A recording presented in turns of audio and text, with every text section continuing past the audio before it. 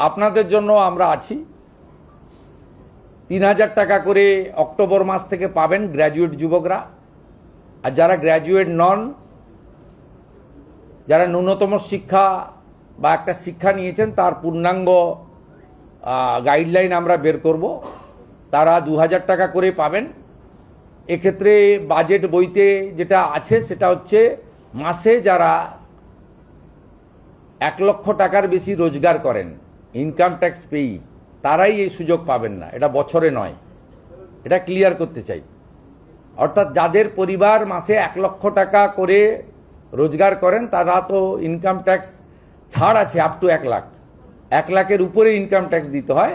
আপনারাও আমাদের সঙ্গে একমত হবেন, ১ লক্ষ টাকা যে পরিবারের রোজগার আছে তার নিশ্চয়ই এই ভরসা স্কিম নেওয়ার দরকার হবে না। সেটাই বলা হয়েছে। এটা কিন্তু বাৎসরিক ইনকামের ক্ষেত্রে প্রযোজ্য হচ্ছে না।